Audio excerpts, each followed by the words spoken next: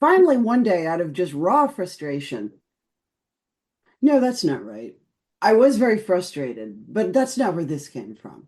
Okay. One day I drew her with a unicorn, and it was supposed to be a one-off. It was just one of many one-offs I had. And I don't think that was necessarily out of frustration. I think it was out of liking unicorns. But when I drew it, I kind of went, oh. Open the podcast bay doors, Hal.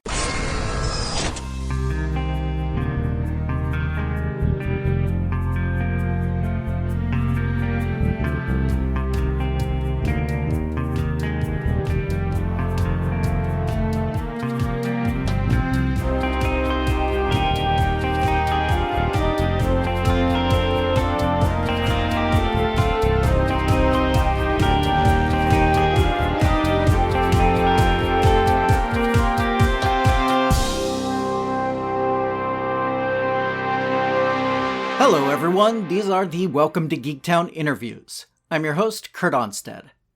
We're continuing my interview with cartoonist Dana Simpson. Most of this episode is dedicated to her best-known work, the comic strip Phoebe and Her Unicorn, which still runs in newspapers nationwide on Sundays and is available in both collections of the newspaper strips and in original graphic novels.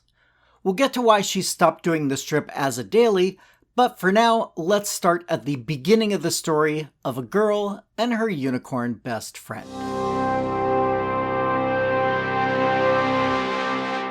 So let's go ahead and get into arguably your biggest work, which is Phoebe and Her Unicorn. The one that would be the first line of the story if I either died or committed a felony tomorrow. Again, for my listeners who aren't already familiar with it, how do Phoebe and the unicorn meet, and what inspired you to create these characters?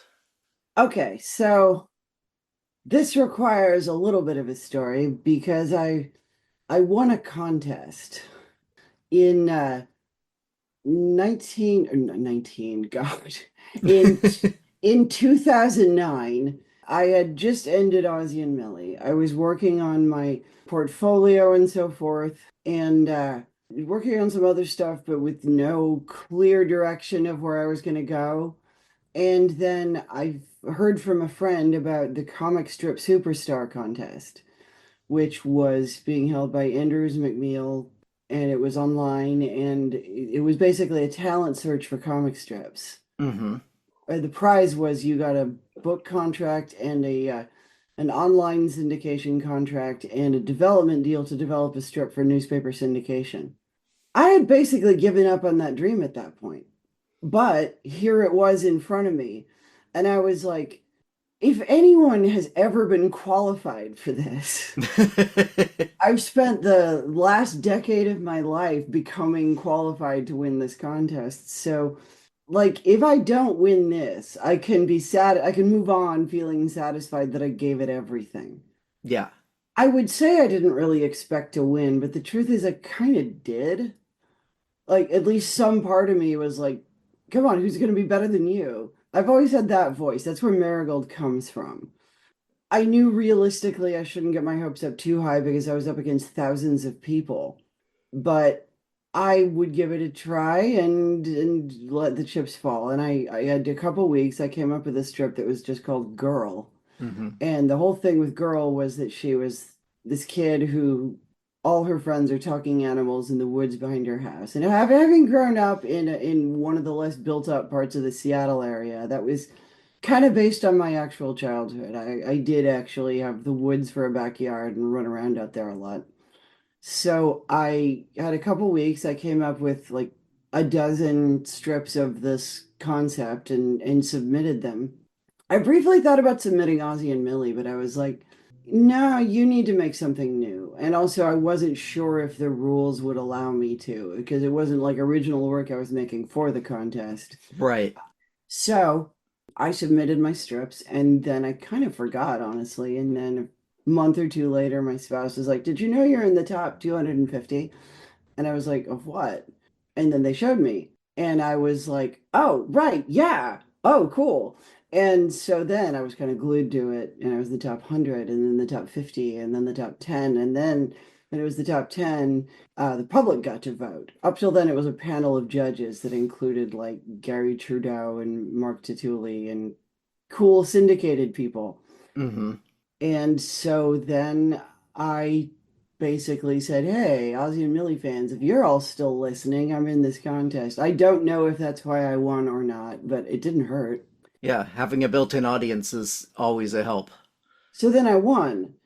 And I had a 2 year, I took a victory lap around the couch and cried and drank champagne and all the things you do when you're when something really good happens. And then I had a 2 year development contract, and it ended up stretching out for most of that 2 years, which was a little demoralizing. Like I would submit. At first, I thought I was just going to do girl, so I started sending in those strips, and they told me, first of all, you can't call a strip girl. It's an it's too vague. Like that's a really common word. You'll never be the top Google hit for that. And I was like, yeah, okay. And they were like, also, you have to name your character. And I was like, fine. Um, I ended up naming her Phoebe, but just because I like that name, and also kind of after Holden's little sister from Catcher in the Rye Hmm. by J.D. Salinger. And so I would send in my 30 strips of that, and they'd kind of come back with a bunch of notes on them. But more importantly, I started to be told after a while, this is good work, but it needs to be better. They were like, it's a tight marketplace. What you're handing in is better than some of what's in syndication now. But that's not enough in this environment. John Glenn, who was at the time my editor, told me it has to be transcendent. Hmm. If what I'm doing now isn't transcendent, I don't know what would make it transcendent. Like, I don't know. What's that mean, John? And so I started experimenting, and there were different versions of the strip, but everything kept kind of not clicking, and this went on for months. It wouldn't click with me fully, or it wouldn't click with my editors. And then finally one day, out of just raw frustration, no, that's not right. I was very frustrated, but that's not where this came from. Okay. One day I drew her with a unicorn, and it was supposed to be a one-off. It was just one of many one-offs I had. And I don't think that was necessarily out of frustration. I think it was out of liking unicorns. But when I drew it, I kind of went, "Oh, that's it." Something I always say when I tell this story at like schools is sometimes you have an idea and you know it's good because it seems like somebody should have done it already. Mm-hmm. And this was like that. It was like there should be a strip about a kid and a unicorn. I'd read that.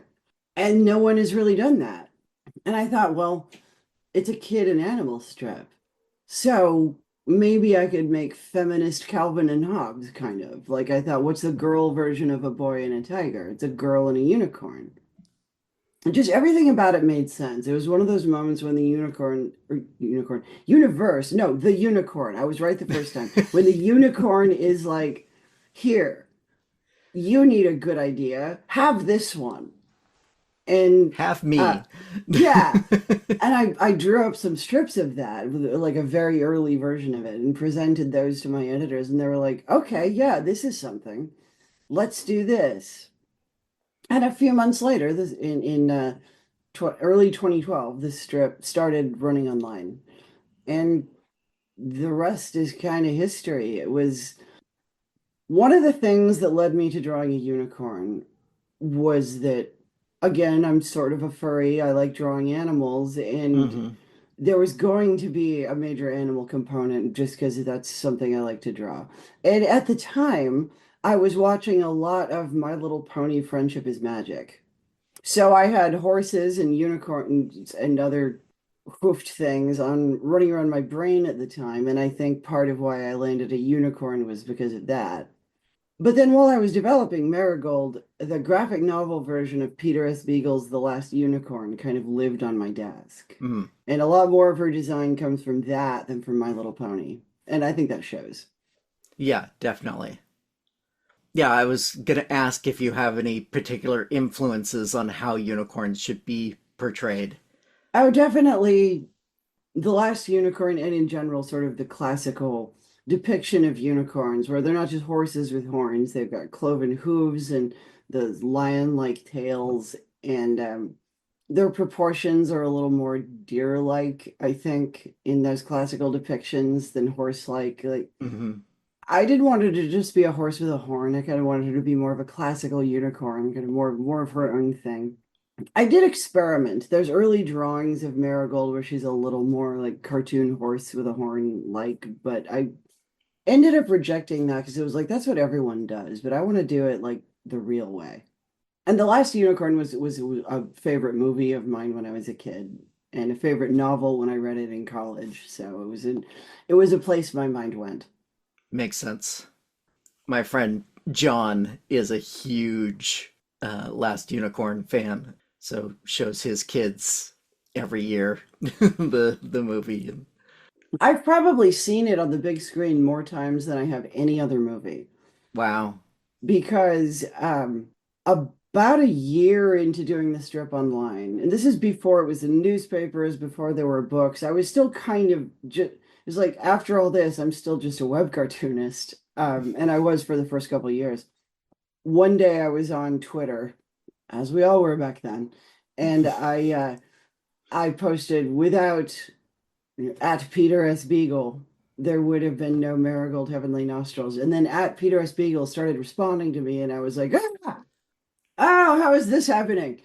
And it led to me getting invited to the tour kickoff of the Last Unicorn screening tour. They had a new print of the film that they were taking out like on a tour, and Peter appeared at the showings, and before the screenings he would like get up on stage and talk about it. And they invited me to the kickoff, which was at the Castro in San Francisco. Nice. Yeah, it was the first time of many that I got to meet Peter because I got to be fairly involved with a bunch of the stops on that tour, like the West Coast stops. They would invite me and they would like bring me up on stage and introduce me. And after the book came out, they actually sold it on the tour. So it was like I put a lot of Last Unicorn into the strip, and that paid off unexpectedly. I got to go on this unicorn adventure with the Last Unicorn tour and see that movie on the big screen and hang out with Peter. Wow. That's He, awesome. yeah, it was one of my first real brushes with celebrity. Like, I don't know, everybody's got stories about famous people, and I didn't really have any up till that point. Yeah. So it was nice to have one. It was nice to know a famous person for once. And Peter's a really fascinating guy. Like, he has lots of stories. I was a junketeer for a while, so I have a few different brushes with fame stories that are fun to tell. Those are always fun stories to bring out when you have that reaction of people going, "You met this person?" Almost all of mine are about cartoonists. Like, I have a couple of random celebrity stories. Like, last year I ran into Sir Mix-a-Lot at a restaurant counter. It was like, I leaned over and said to my spouse, like, I'm like 80% sure the guy sitting next to me is Sir Mix-a-Lot. Is he looking at your butt? Is it? Well, I'm a white girl, so maybe. Well, Also he was with his wife or girlfriend, right, yeah. so I don't think he was allowed to stay. And also hers was probably superior to mine. I mean, she's with him. She's got to have a world class. Anyway, Yes, yes. but most of my comic stories are about meeting people I considered big comic celebrities. Mm, And when I hmm. first got into that world, it's suddenly like, oh my God, here they all are. Yeah, yeah. I briefly wrote a web comic, and when I went down to San Diego Comic Con the year I was active with that, it was great. Like, I felt like part of a clique. Like, Yeah, yeah. it's really fun that way. Like at WonderCon one year, I was tabling and I got the table right next to Sergio Aragonés. And Oh man. I grew up reading Mad Magazine, and now just there he is, just at the table next to me, and I can just talk to him. Yeah, he did a signing at the store I was at, and he just drew on every single surface that was available to him. He was drawing on the tablecloth, on the balloons, on the. You just couldn't stop Yeah, the man from drawing. who's gonna tell him he can't? He's Oh Sergio no. Aragonés. Yeah, absolutely. Yeah, he and I actually exchanged drawings of unicorns. I still have my Sergio unicorn. Oh, nice. He Nice. just doodled me a unicorn, and I still have it. It's great. It's like I want to go back and tell 10-year-old Dana that that's gonna happen. I bet. So, getting back to your unicorn, one of the things I love about the strip is the world building, where we learn more and more about unicorn culture every year. When you come up with a new story arc that creates new rules about unicorns, do you keep notes to prevent you from contradicting yourself later, or do you just work on each story by itself and let the rules kind of figure themselves out? I don't really keep a lot of notes.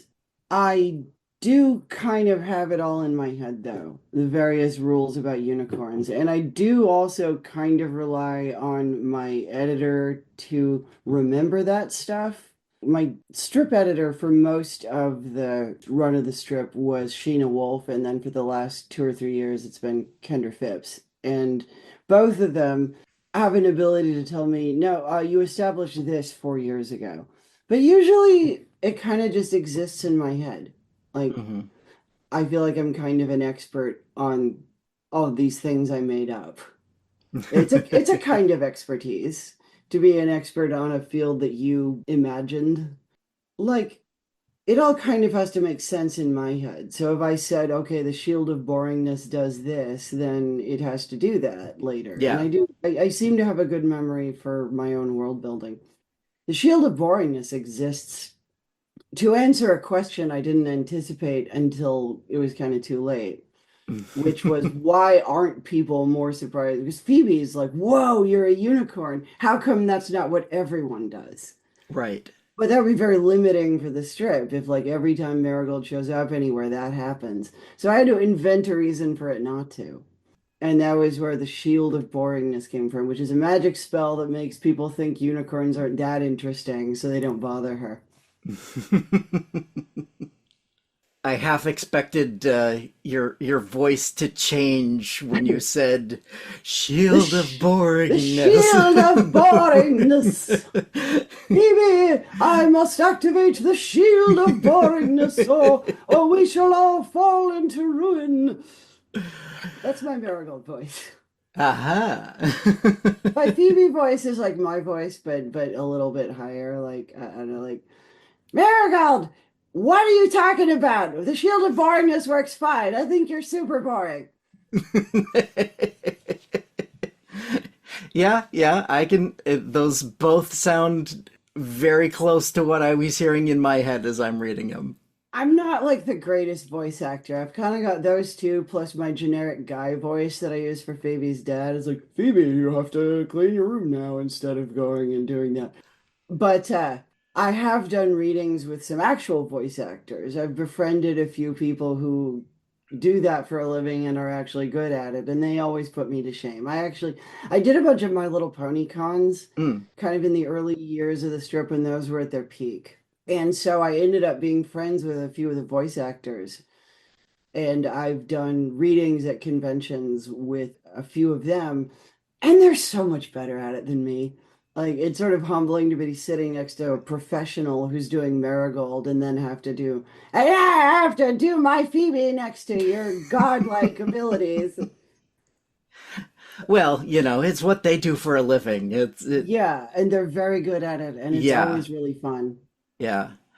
Now, when Phoebe did finally get put into comic strips in the newspapers, did it start straight from where you were online, or did they reprint any of the earlier stories? They did reprint the like how Phoebe and Marigold meet story, and in fact, I created a kind of truncated version of it for Mm-hmm. newspapers to run because like the original version of that several weeks long because when I was doing it online there was no reason for it not to be. I could take my time, but it Mm-hmm. was like you have to condense it down to a week so new readers will get caught up on what's happening.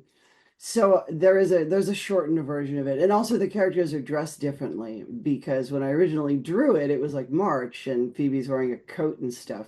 But then when the strip launched, actually wasn't that much later, but the weather here had gotten better. So Phoebe's wearing like a t-shirt and uh skirt and sneakers in the new version of it instead of her winter stuff.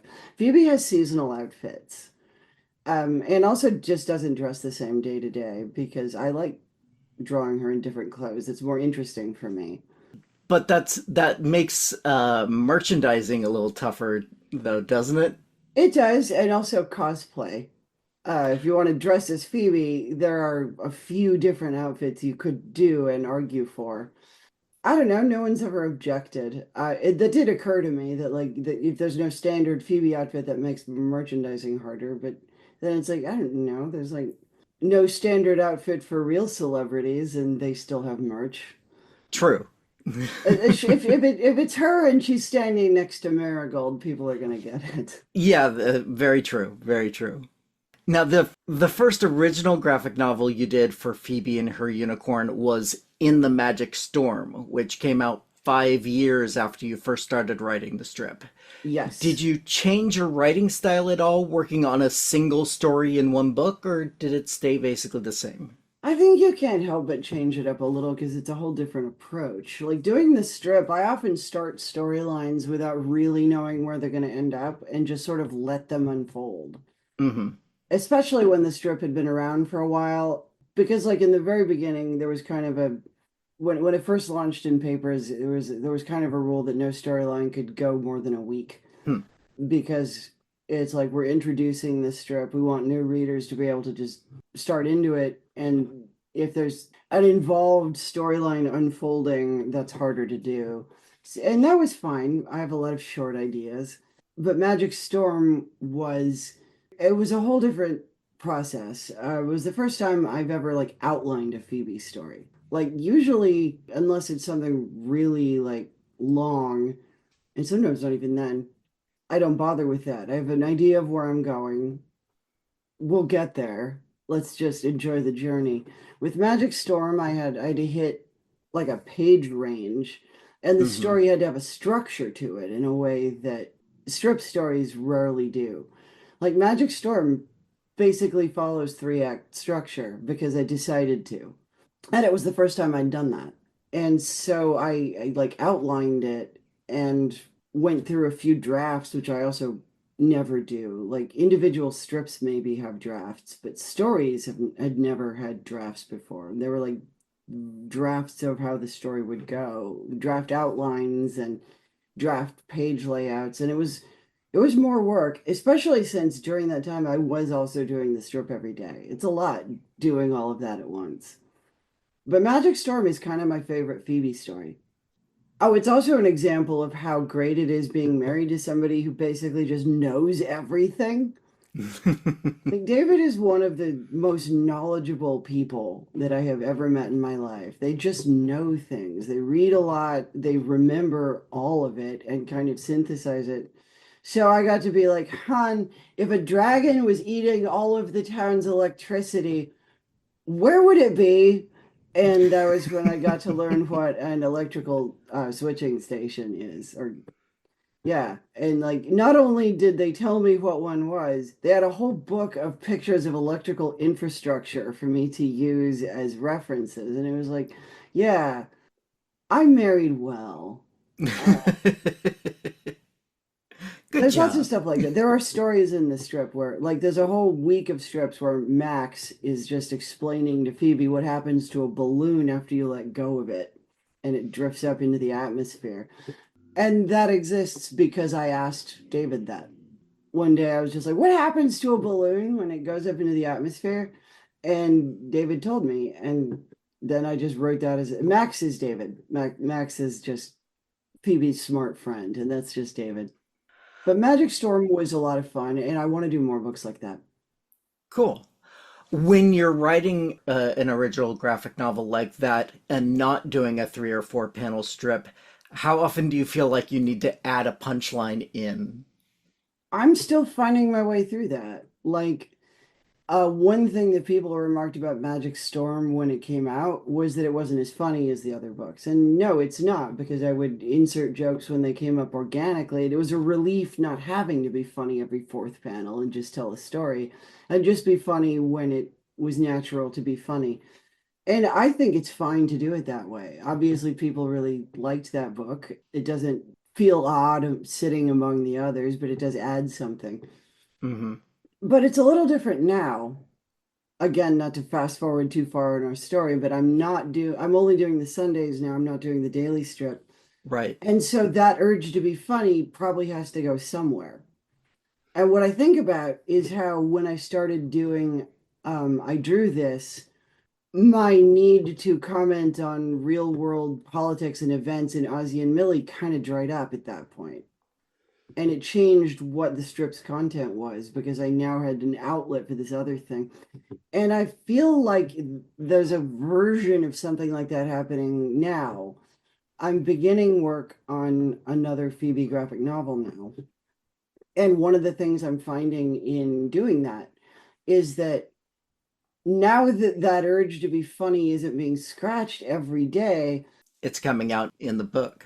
yeah, I want to make more of an effort to be funny in the book, which is difficult just because like there's an enforced rhythm in the comic strips. Mm-hmm. I've likened it to playing jazz. The emphasis is on beats 2 and 4. I used to go to jazz camp. I played the saxophone, so I know at least rudimentarily how to play jazz. And it's a bit like that. There's beats you hit. A lot of it's improvisational like jazz, but you still have to hit the right notes on beat 2 and especially beat 4. So the fourth panel is where the punchline goes. And that rhythm is actually really helpful to me, that structure. And this is trying to be funny without that structure. And it's different. It's a new challenge. Yeah. I notice in the background you've got a guitar there. Is that David's or yours? That's mine. Okay. I do also play guitar. I played saxophone since I was 11, and I played it in middle school and high school band and Wanting to be the college. next Lisa Simpson? Yes. I mean, the comparison between me and Lisa Simpson has been lost on no one. That I actually started playing saxophone like a year or two before The Simpsons came out. Oh, And so then suddenly there's a TV show on with this precocious kid who plays my instrument and has my last name, and all of my friends started calling me Lisa. And as a closeted trans kid, it's like the greatest thing that's ever happened. Suddenly, all my friends are calling me by a female name. I have to pretend not to like this so they'll keep doing it. right. Getting back to the comic strip, on the other side of it, when you're telling a longer story in the daily strip, how do you figure out how much to move the story along and not fall into the what I call the Spider-Man comic strip issue of basically repeating the last panel of one day as the first panel of the next? There's an art to that. There's definitely an art to that. Because yeah, that always bugs me, like if I'm streaming a TV show too, and it's like I can see where the commercial break would be, but it's Yep. not now because I'm watching it on Hulu or whatever. And so, yeah, it's like, no, you just said that, and you said it slightly differently the first time, and nobody talks like that. And I try not to do that. I try to have Phoebe or Marigold or whoever it is that's speaking, like, say what's happening, but in a way that's organic to what the previous line was. Because I'm always mindful that most people who are going to read it are going to read it in book form later. Mm-hmm. And even if it makes sense if you're reading it one strip a day, it's not going to as 2 pages that are next to each other in a book. I'm almost writing more for the book audience and have been for a long time, which has influenced where my career is now. Right. I feel like there's an art to that, and I did learn to do it, and I think it does read smoothly if you read the book now. It's not like I'm repeating the same information in that way. But that is something you have to, and that's an interesting question. I've never been asked that one before. Huh, thank you. Well, as we've kind of mentioned a couple times here, you recently ended the daily strip and it's become Sunday only Hmm. online with new graphic novels planned. When did you decide that the daily had kind of reached its conclusion? I knew this was where it was going to go for years. It has not been lost on me that most people encounter it as books. That it's always been a moderately successful syndicated strip. I think I was in 200 to 300 papers, which sounds like a lot, but like Doonesbury's in like 4,000 or something.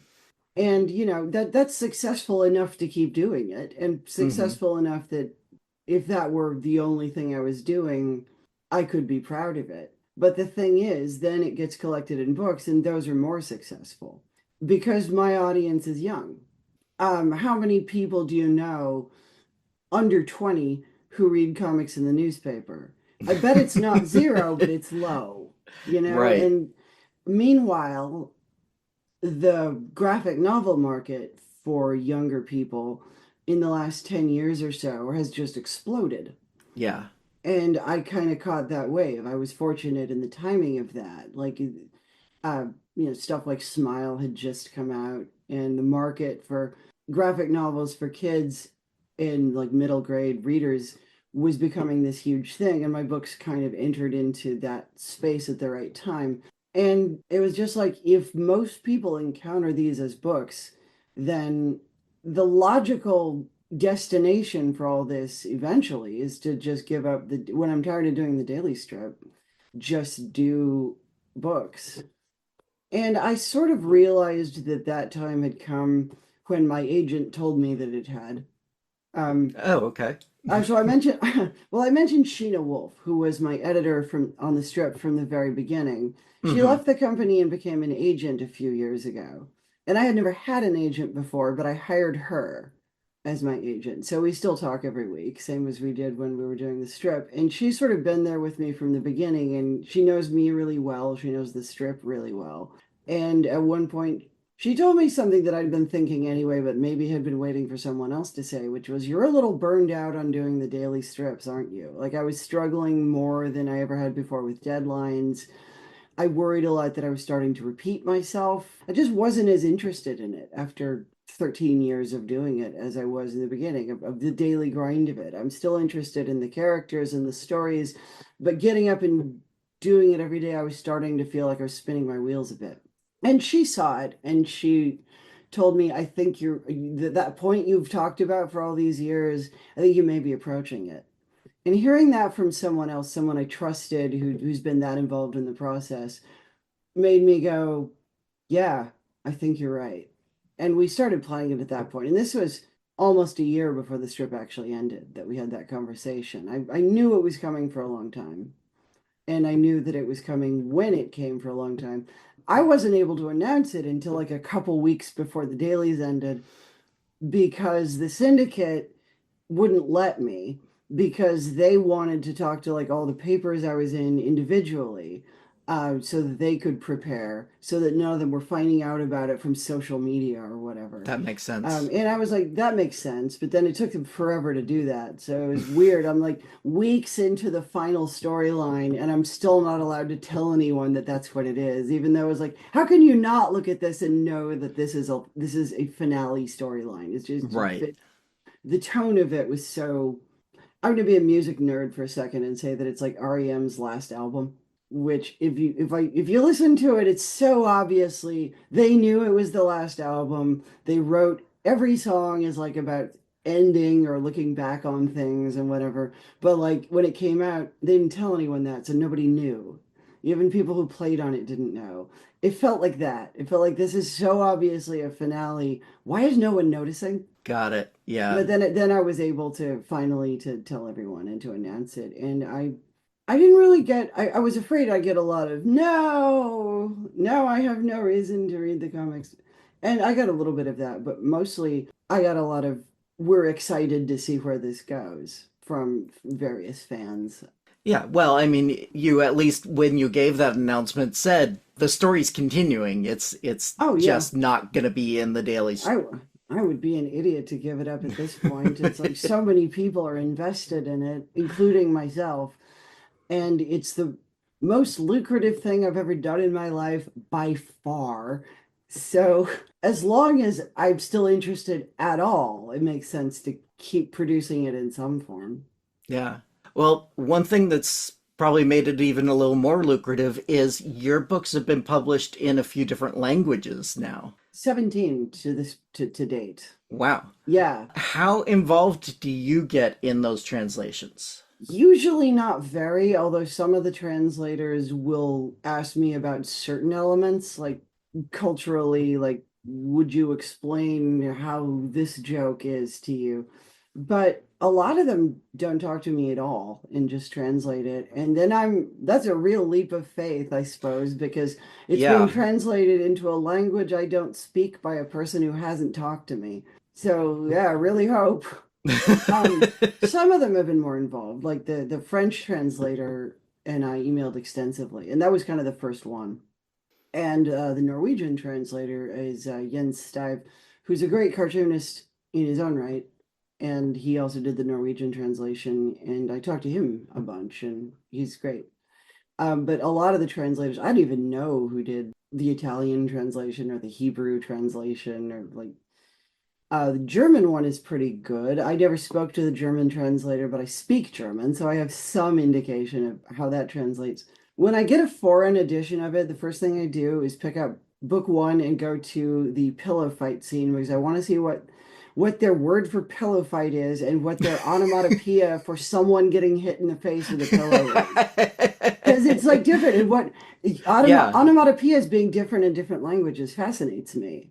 Yeah. Do you remember any specific ones that surprised you or Oh God, the pillow fight one is different in every language. Is like paff or biff or schlap. Um, my favorite in German, the word for pillow fight, which I said I speak it, but I actually did not know the word Mhm. for pillow fight. It's Kissenschlacht, and seeing Phoebe screaming that is just a joy. Kiss and Schlacht! Kissenschlacht, schlap. uh, In my own, when I lived in California, I used to, and I still do this here now that I'm back in Washington, but I lived in California for years, and I used to put both English and Spanish versions of the books in little free libraries. hmm, Figuring it's Southern California, there's almost as many Spanish as English speakers in this right. town, Yeah. and they'd always be gone the next day, and I hope there are kids enjoying them. There always seem to be a whole bunch of the foreign ones too. When the translated editions come out, they always send me like 5 to 10 of them, and it's like I probably only need one. So I sometimes donate them to like classrooms, and foreign language programs are always happy to get stuff like that, Oh, I bet. which I know because my mom was a foreign language teacher. She taught high school German and French, and she always had stuff like that. She'd have like Asterix and like German Calvin and Hobbes and stuff. Yeah. I got to go to Switzerland with my boys choir group when I was a kid, and I got some asterisks there. Yeah, I was a foreign exchange student in Germany when I was a teenager, and one of the greatest things for me was watching American TV dubbed into German. In particular, I caught The Simpsons as often as I could. Just Mm. seeing The Simpsons dubbed into German was it's kind of amazing. Like I saw the monorail episode Oh, yeah. and like they're speaking German, they have German voice actors, and then the monorail song starts, and they didn't translate that at all. It's just the American voices singing in English, and then the song stops, and we're back to German. That delighted me. What do they do when they have a celebrity? Because Leonard Nimoy's in that episode. Yeah, I don't know. He's dubbed by someone, and then you're like, why is he there? Was he doing a Leonard Nimoy impression? I don't remember what his voice sounded like, but I do remember noticing that. Like, what's the point if it's not Leonard Nimoy? Yeah. It's Leonard Nimoy, but it's a voice actor playing Leonard Nimoy, and that kind of defeats the purpose of it being Leonard Nimoy. Also, in German, Homer Simpson doesn't say "doe"; Mm. he says "nine." Okay. Yeah. Yeah, that fits. Now, there's a couple other works I want to ask about. You wrote and released a few pages online of Rain Dog. Yeah, that was between Ozzy and Millie and Comic Strip Superstar, which is a period of just a few months. That was a project I'd had in my mind for a while at that point. It was kind of based on News Hounds. It's a comic strip by Thomas K. Dye, who's one of my closest friends, and we go way, way back. And it's set in this world where pets are kind of people, but kind of not. Mm-hmm. And my brain one day when I was very high on cold medicine because I was sick, went like, what are civil rights like in that world? And that was sort of the seed of Rain Dog. And I wrote only part of it. It was not particularly well received, but it did also have its big fans. But I mostly think of it as kind of, I still think it's a good story idea, and I think if I wrote it now I could do a good job. But I also think it was an early lesson in how not to write a graphic novel, Hmm. because that was what it was like when I try to write a graphic novel but don't plan it. And I approached it the way I would have approached a comic strip, one page at a time. You have a basic idea of where something is going, but you don't plan the story out. And as a result, I think it meanders a lot. The pacing is not much of anything. I'd have an idea, I'd be like, oh, this should be in there. And then I'd spend 4 pages on it and the plot would advance not at all. And I think that I actually learned a lot from doing it that I applied to later stuff like Magic Storm, which I wrote a few years later. Mm-hmm. It was mostly a negative lesson, and I don't regret it in that way. I do think parts of it individually are still very good. Like there's a chapter where the title character learns about Laika the space dog and initially is excited. She's like, ooh, someone like me. And it's like, oh, she was sent up there to die. Oh, that's much darker. Yeah. I think that chapter is good. I think the chapter where she's trying to convince the cows to escape from captivity and they just flat out don't believe her that they're in danger is an interesting idea. Although I like the draft version of it more than I like the final version of it for some reason. There are good individual ideas there, but mostly I was trying to do something I didn't really know how to do. And I wasn't happy with how it was going. And I was kind of preparing to like reboot it from the start and try again. But then Comic Strip Superstar happened and I suddenly had other things I needed to be doing. So it's kind of my lost project. People still occasionally ask about it because it's, and I kind of like having a mythical lost project that people occasionally ask me about. Will you ever bring it back? Who knows? Maybe in 10 years I'll be like, okay, it's time to do that.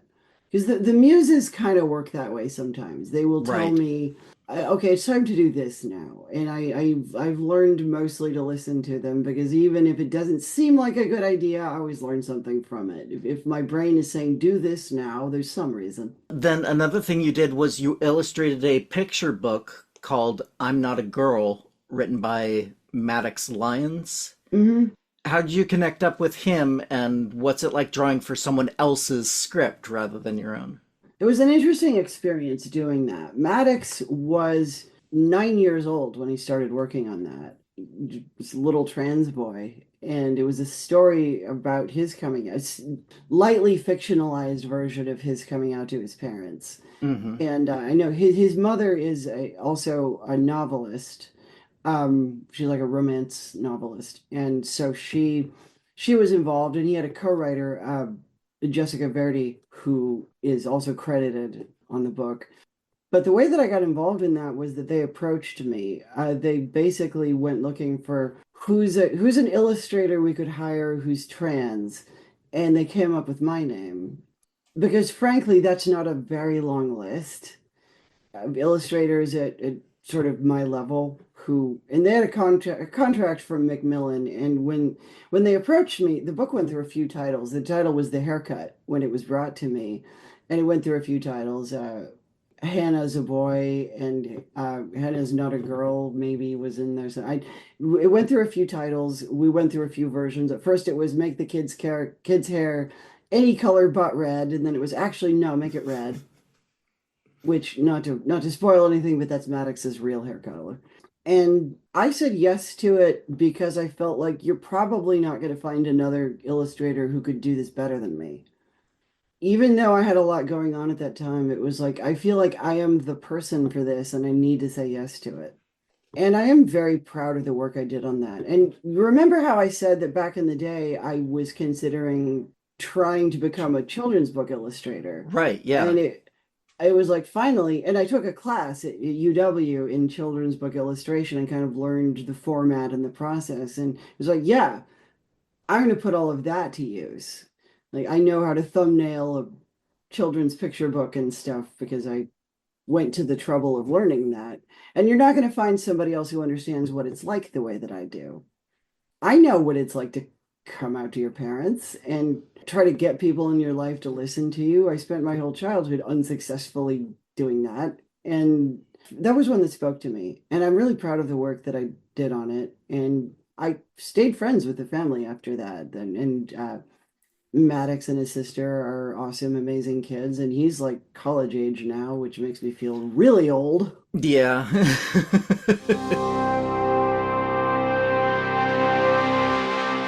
Next week is the most personal part of the interview as we get into an autobiographical work that's been going through starts and stops for over a decade, plus we talk about her transition and how that's affected some of her work, including a return to her first published strip with some important changes.